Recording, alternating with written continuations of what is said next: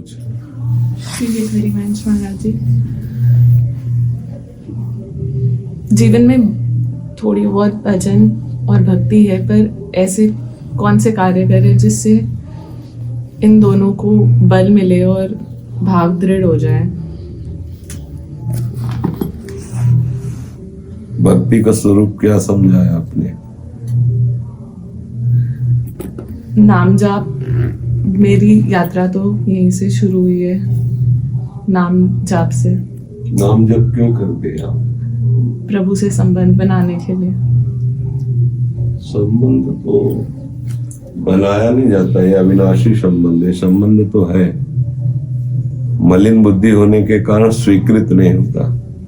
नाम जप करते करते हमारी बुद्धि पवित्र होती है, तो हमें समझ में आता है कि प्रभु तो हमारे थे, हमारे हैं, हमारे रहेंगे। इनसे कोई नया संबंध नहीं। पूरी गीता जी सुनने के बाद अर्जुन ने कहा, नष्टो मोहा स्मृतिर्लब्धा त्वत्प्रसादान में अच्युता।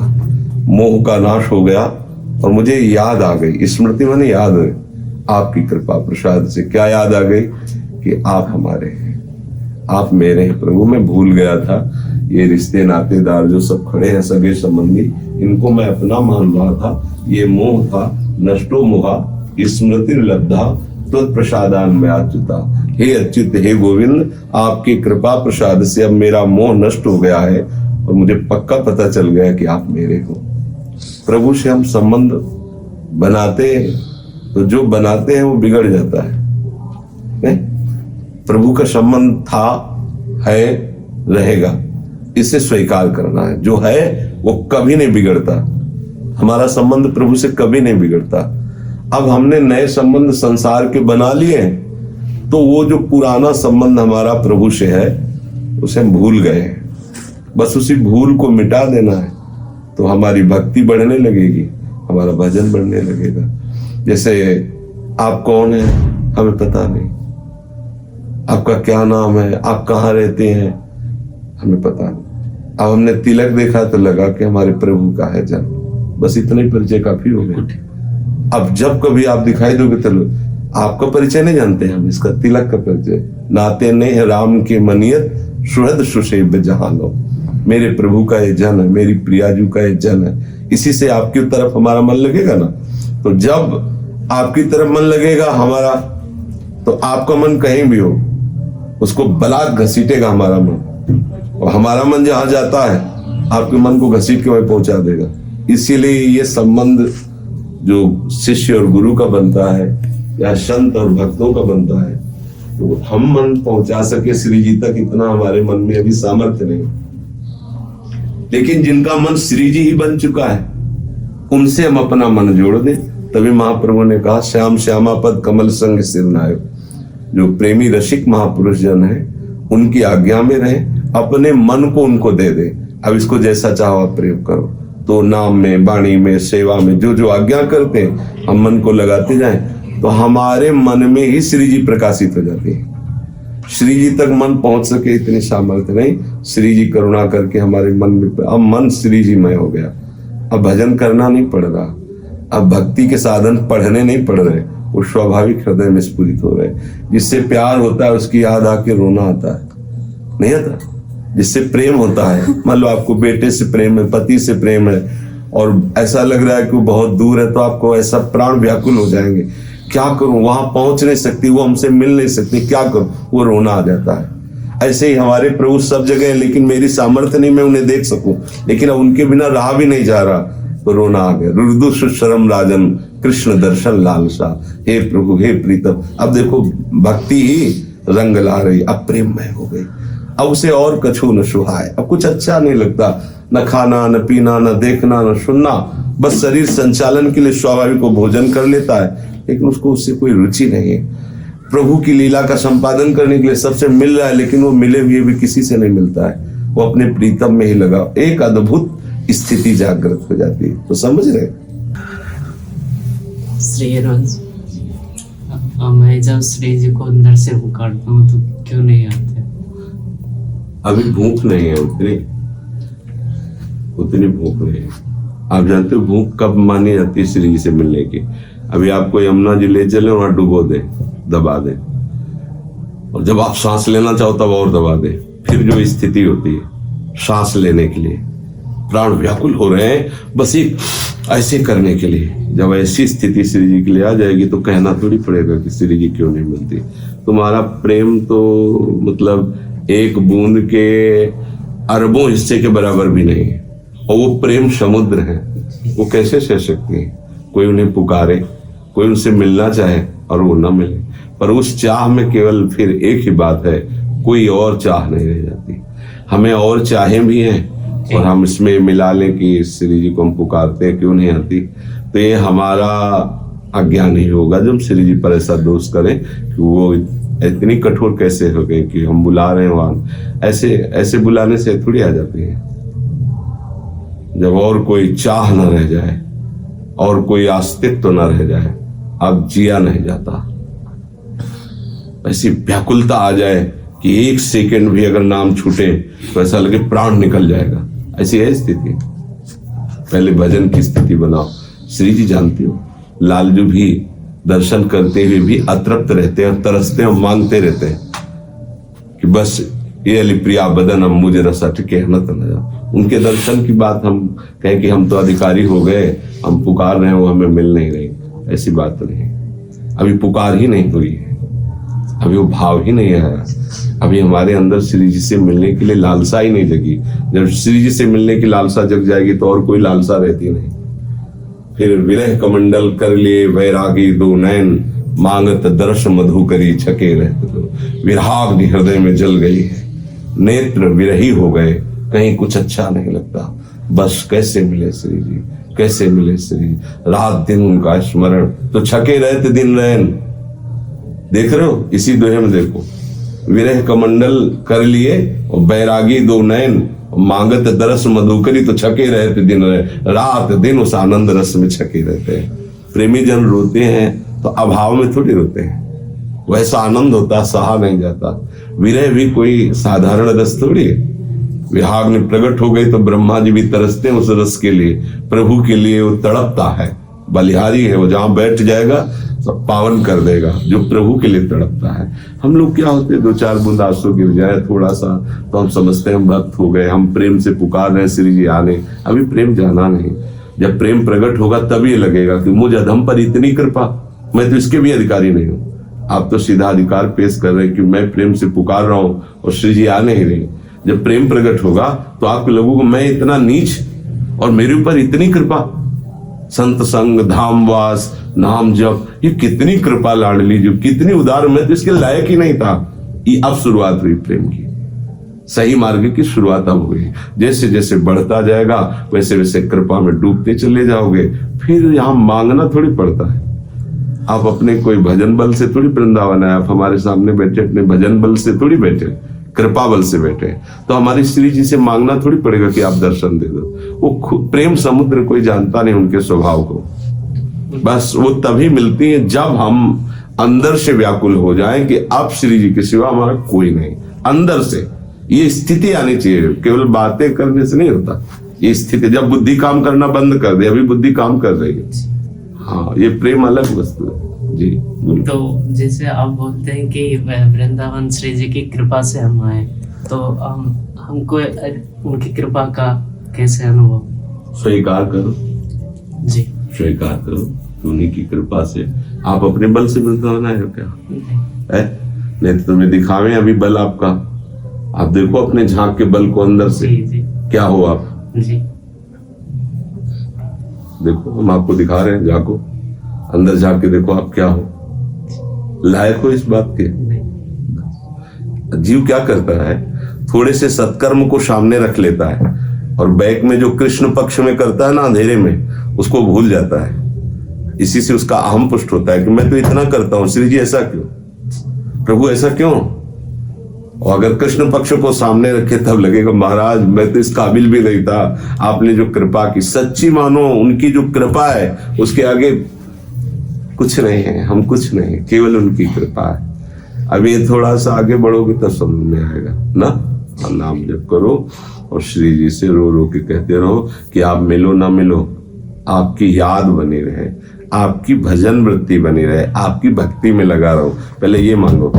फिर जब भजन का रंग चढ़ेगा, आत्मसमर्पण होगा, तो फिर समझ में आ ही जाएगा आगे का रास्ता। श्री जी दर्शन केवल नहीं देती है, श्री जी साथ रख लेती है। हमारी श्री जी केवल ऐसी नहीं कि आई और झांकी करवाई चली गई, ऐसे नहीं, बहुत दुलार करने वाली अलवेली सरकार है, जिसे स्वीकार किया सदा के लिए अपने संग रख लिया, मिला लिया, वो उनके नेत्रों में समा जाती है, उसके हृदय में समा जाती है।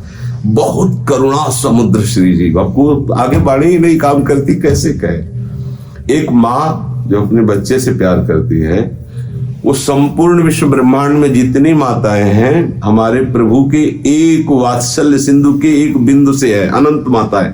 सोचो प्रभु कितने वात्सल्यमय, और श्री जी तो वात्सल्यता के सार हैं, सार, समुद्र का जैसे सार हो, वो कितना दुलार करते हैं। बस हम इधर बहिर्मुख पर फंसे, थोड़ा लौटे, श्री जी की तरफ लौटे, तो खुद अपने आप समझ में आ जाएगा कि श्री जी कितनी कृपालु है। फिर ये प्रश्न खत्म हो जाएगा, वो दर्शन क्यों नहीं देती। खूब नाम जप करो, पहले हमारा कोई भी समय प्रभु के नाम के बिना ना, कुछ भी हम बिना श्री जी को अर्पित किए ना खाएं। श्री जी से संबंध हम अपना जो है उसे स्वीकृत कर रहे हैं, तो जो माने हुए संबंध है उनका अस्तित्व न रह जाए। जननी जनक बंधु सुत दारा तन धन धाम श्रद्ध परिवारा, इनका अस्तित्व न रह जाए, भले उन्हीं के बीच में रहे। छोड़ने की बात हम नहीं करें, उसके अस्तित्व को, अस्तित्व नहीं तो जैसे आप सब बैठे ठीक है, आप चले जाओ, कभी मत आओ, हमें कभी याद नहीं आएगी, क्योंकि हमने अस्तित्व नहीं माना। श्री जी संबंध मानने का अभी अस्तित्व मान ले कि ये मेरे शिष्य हैं, ये मेरे हैं, अब हमारा आरोप हो गया, मेरे हैं, अब बन गया, अब आपके कर्म बंधनों से हमारा चिंतन का संबंध हो गया। इसीलिए तो संत जन ना काहो से दोस्ती ना काहो से बैर, आप जितना प्यार करोगे इधर उतने आपको अनुभव होता चला जाएगा। आप प्यार मत कीजिए, कोई मतलब नहीं है, कोई, हम जानते नहीं आप कौन हो, कोई मतलब, हम थोड़ी जानते हमारे कितने शिष्य हैं, कौन कौन शिष्य हैं। आपको पता होगा कि हमारे गुरु हैं, लेकिन हमें पता नहीं आप शिष्य हो कि नहीं, हमें नहीं पता, हम ऐसे मंत्र देते हैं क्योंकि हम पोस्टमैन है केवल। अब आप अगर मान लो कि हमारे गुरुदेव हमारे भगवान है, तो आपका भाव संबंध आपकी पूर्ति करता रहेगा। आप ना मानो तो हमें कोई परेशानी नहीं, आप आओ या ना हो, कभी मत आओ, ये बात है। अब आप हमारे बिना नहीं जी सकते तो हमारे हृदय में आने लगेगा मैं आपके बिना नहीं जी सकता। फिर वो ऐसा नहीं कि पूछते हैं अमुक बहुत दिनों से नहीं दिखाई दी, तो ये भी नहीं, क्योंकि वो जितना समर्पित होते, ये यथा माम प्रपद्यन्ते तास्तते भजाम्यहम्, आप मुझे जैसे भजेंगे मैं वैसे आपको भजूंगा। बस लाडली जी तक पहुंचने का एक ही उपाय है, उनके प्रियजनों की आज्ञाओं का पालन कर ले। वो जो नाम देते हैं, मंत्र देते हैं, उपासना देते हैं, उसमें चित्त को लगा ले, उनके अनुसार चले, सब हो गया। महाराज जी, मैं राधा वल्लभ श्री हरिवंश नाम जपता हूँ, आप अपने श्रीमुख से नाम ले दीजिए। राधा वल्लभ श्री हरिवंश, आप ऐसी कृपा करो कि नाम में रुचि हो जाए। बस इसी को अपना जीवन बनाओ, बार बार बार बार बार बार जपो, तो इसी में रुचि हो जाएगी। गुरु जी के चरणों में कोटि कोटि। गुरु जी, भजन बढ़ाने की इच्छा है और आपका शिवाजी कैसे बढ़ा सकते हैं?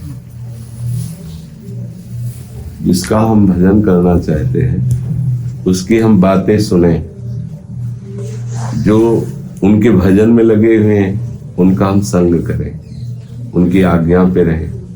ऐसा कोई खान पान न करें जो भजन में अरुच पैदा करे, ऐसे लोगों का संग न करें जो भजन से विमुख हैं, ऐसे दृश्य न देखें जो भजन से हमें दूर करें। ऐसा कोई संकल्प ना बना ले हम मन में कि हमारा भजन उसमें खर्चा होने लगे। थोड़ा भजन स्टॉक में होगा, बढ़ेगा, और हमारे हृदय की खान पान वृत्तियों में जो जाने वाली वृत्ति है वो भजन में लगने लगेगी, तो भजन बढ़ने लगेगा। अभ्यास करो कि कोई भी श्वास खाली ना जाए, भजन के बिना ना जाए। एक श्वास में अगर एक बार राधा लिया, श्वास निकले, एक बार राधा कहा, श्वास श्वास नाम चलने लगे, तो बढ़िया आनंद आ जाएगा, परम धनी हो जाओगे। परम धन राधा नाम आधार। जब हमारी महत्व बुद्धि नाम में हो जाएगी तो ये भजन होने लगेगा। जैसे कृपण कंजूस आदमी को धन से बहुत प्यार होता है, इसमें ऐसे ही अपने को चलना होता है, हमारा भजन खर्चा ना हो और अधिक से अधिक भजन हम कमा सके। कोई हमें प्रणाम कर रहा है, हम उसके पहले उसको प्रणाम कर रहे हैं। किसी से सेवा नहीं ले रहे, कोई पाप नहीं कर रहे, कोई अपराध नहीं कर रहे। भजन को बचाना है ना और बढ़ाना है। खूब अधिक देखा कि हमें समय है, राधा राधा राधा राधा राधा राधा। जब महत्व बुद्धि होगी तो खुद अपने आप वो बुद्धि काम करने लगती है।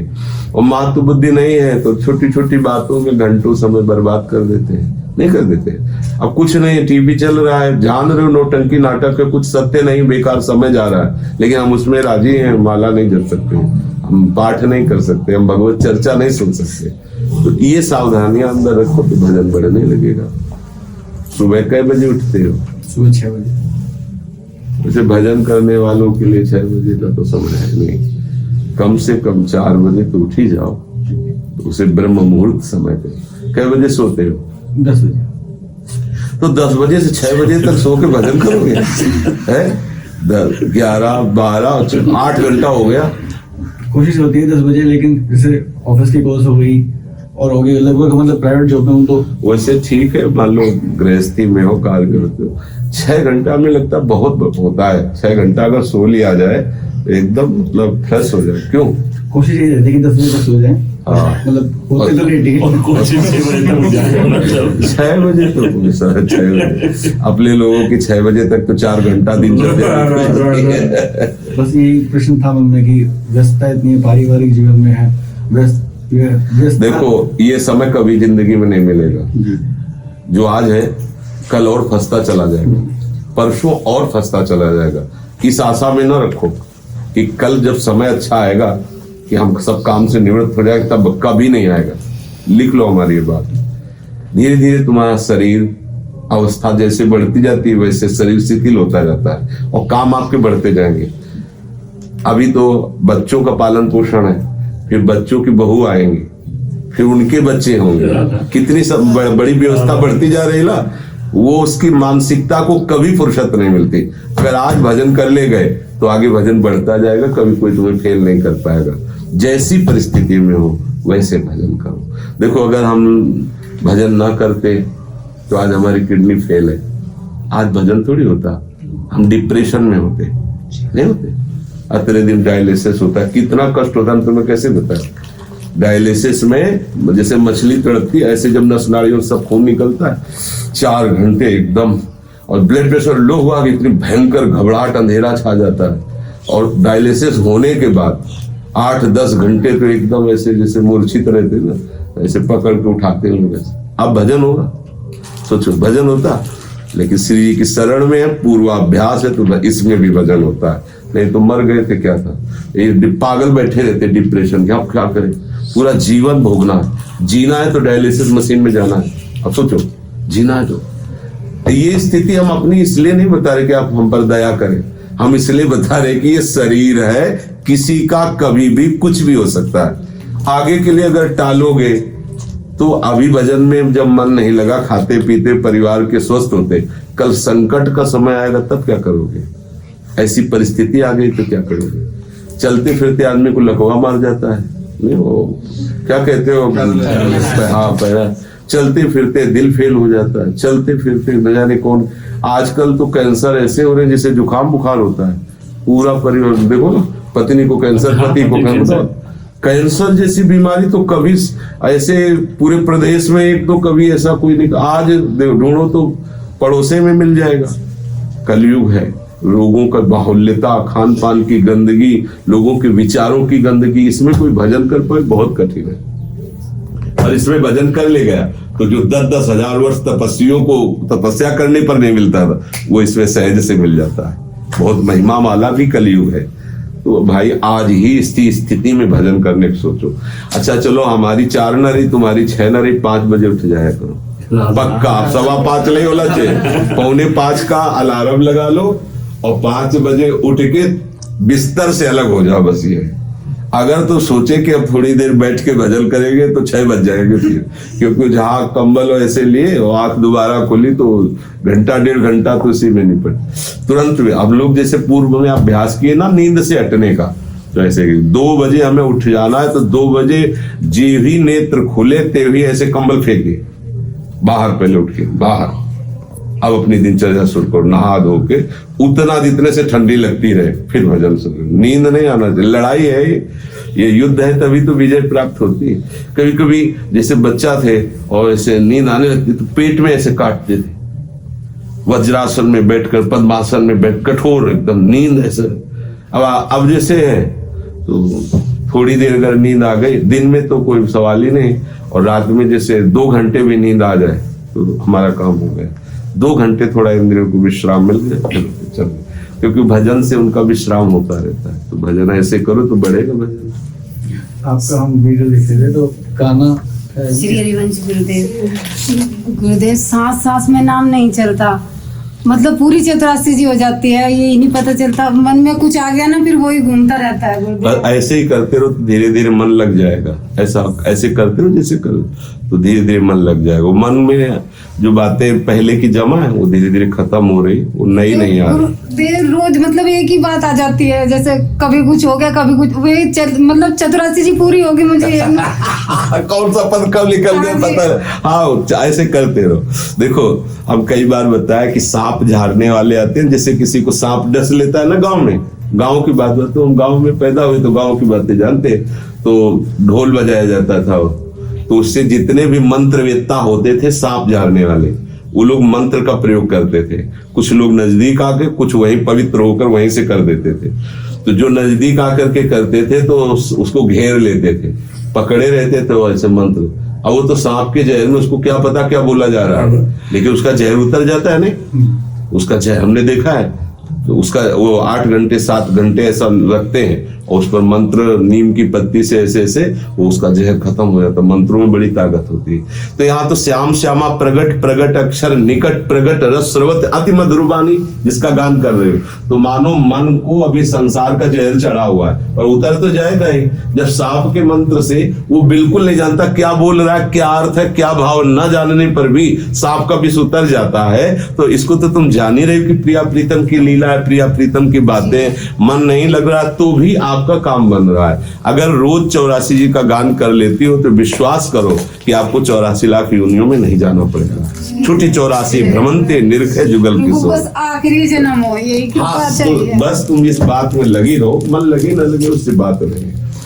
देखो हम तो बहुत सरल ढंग से बताते हैं आपको। जैसे हम कह दे कि 8 घंटे यहाँ बैठो, आपको 500 रुपया देंगे।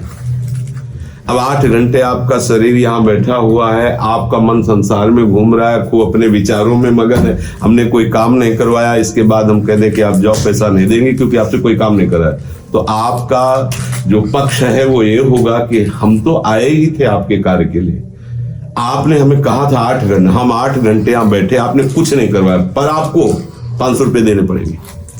आपका पक्ष होगा और आपकी विजय होगी, क्योंकि वो ऐसा सिद्धांत है। तो 84 जी के गायन का फल है 84 लाख योनियों से छूट जाना। हमारा मन लगे ना लगे, भाव बने ना बने, इसका काम वो फल मिलेगा आपको, क्योंकि आप 84 जी का गान कर रहे हैं। तो हमें आचार्यों की वाणी पर विश्वास होना चाहिए। महाराज जी जब क्रोध आता है तो मतलब मन ऐसा होता है कि सारे जितना भी मन में बुरा आता है वो सारा बोल देते हैं महाराज जी। गुरु कृपा नहीं पहचान पाते। नहीं, इसमें क्या है, थोड़ा सहन करना तो सीखना ही पड़ेगा। मन में आ रहा है जो वही हम करते रहेंगे तो हमारी फिर बात बिगड़ जाएगी। हमारे मन में जो आ रहा है उसे सोच रहा, मान लो मन में आ रहा है अम्मा के प्रति में कड़वा बोलना है, तो जिस माँ ने मेरा पालन पोषण किया, दुलार किया, अभी तुम्हें क्या पता माँ कैसे प्यार करती है। हम उसकी गोद में हक देते हैं, हम उसकी गोद में पेशाब कर देते हैं, वो कभी बुरा नहीं माने। सोचो, और हम छोटी सी माँ की डांट को बुरा मान गए, वो कितना हमें प्यार करती है। काम कर रहे लेकिन देख रहे मेरा बच्चा कैसे है। अगर अपनी माँ के प्यार को, पिता के प्यार को, तो हमें लगता है शुरुआत में हमें क्रोध सबसे पहले इन्हीं के पास आता है, क्योंकि हमारी मनमानी नहीं होने पाती माता पिता के समीप। तो हमें यही गुस्सा लगती है कितनी माँ जो है अज्ञान से युक्त है कि हमें हमारे अनुसार नहीं करने दे रहे। फिर हम जब आगे बढ़ते हैं तो फिर व्यवहार में मित्रों इन सबके प्रति हमारी जहां प्रतिकूलता हुई हमें गुस्सा आ जाती है, जहां अनुकूलता हुई हमारा राग हो जाता है। यही सांसारिक वृत्ति है, हमें थोड़ा सहना चाहिए। कोई बुरा कह रहा है तो पहले हम विचारें कि हम ऐसा बुरा तो नहीं बोल रहे हैं जो इसी की श्रेणी में आ जाए जो सामने वाला है। क्रोध ने विचार का अपहरण कर लिया, फिर वो जो मन आता है बोलता जाता है। तो नाम जप करो, थोड़ा सा गंभीर बनो, शांत बनो, हर बात विचार कर बोलो। वाणी एक अमूल है, जो कोई बोले जानी, हे तराजू तौल के तब मुख बाहर आने। नहीं, हम जिनको कठोर शब्द बोल रहे हैं उन्हीं के द्वारा पोषित हैं, उन्हीं के प्यार से पल रहे हैं, फिर उनको कैसा दुख होगा। ये हमारे बच्चे हैं। आजकल बच्चे माता पिता का सम्मान नहीं करते हैं क्योंकि वो अपने को बहुत ग्रेजुएट समझते हैं, और हमारी भाषा में ये मूर्खता है। बुद्धिमानी तो यही है कि अपने पूज्य जनों का जितना आदर कर सको, उनके द्वारा दिया हुआ शासन स्वीकार कर सको। ये जो आजकल बच्चे हैं ना, जो माता पिता का शासन नहीं बर्दाश्त करते हैं ना, तो उनको जीवन भर पछताना पड़ता है। क्या पछताना पड़ता है? उनसे ऐसे आचरण हो जाते हैं कि उनका जीवन पटरी से उतर जाता है, सतमार्ग की पटरी अब वो संभाल नहीं पाते, फिसलते चले जाते हैं, और उनके साथ धोखा पे धोखा होता जाता है। क्योंकि शुरुआत ही तुम्हारी अधर्म से हो गई, माता पिता का अपमान कर दिया, शास्त्र और भगवान को मानना नहीं है, तो आपकी शुरुआत ही गलत हो गई। तो जहां भ्रष्ट आचरण शुरू हुए तो आपकी बुद्धि नष्ट हुई, फिर आपके साथ धोखा ही होता चला जाएगा। तब आपको लगेगा कि हमारी अगर ये बुद्धि माता पिता के अनुशासन में होती, बड़े बुजुर्गों का आदर की होती, तो आज मेरी दुर्दशा न होती। बहुत सी ऐसी घटनाएं हैं जो बच्चे अज्ञान के कारण अपने जीवन को बर्बाद कर लेते हैं। मुझे लगता है कि ये जो शास्त्रों में लिखा है कि माता पिता का सम्मान करें, उनके अनुशासन में रहे, शास्त्र अनुशासन ये सदैव शांति और आनंद प्रदान करने वाला है। तो कभी मनमानी न करें। माता पिता कभी किसी को ऐसे क्यों डांटेंगे जब तक वो ये नहीं समझते कि गलत जा रहा है, अज्ञानी है, जान नहीं पा रहा, अपना अहित कर रहा है, तब तक। अब देखो, थोड़ी सी मनोवृत्ति न समझ होने के कारण गलत गलत संबंध बनाते बच्चे चले जाते हैं, बिगड़ते ऐसे ऐसे फिसलते चले जाते हैं कि लौटने लायक नहीं रह जाते हैं। उनका क्या व्याख्या करे, क्या वर्णन करे। इसलिए अब नई अवस्था है तो बहुत सावधान, कोई ऐसा गलत कदम ना हो जाए, कोई ऐसी गलत चेष्टा ना हो जाए जिससे हम लौट ना पाए। बहुत सावधान है।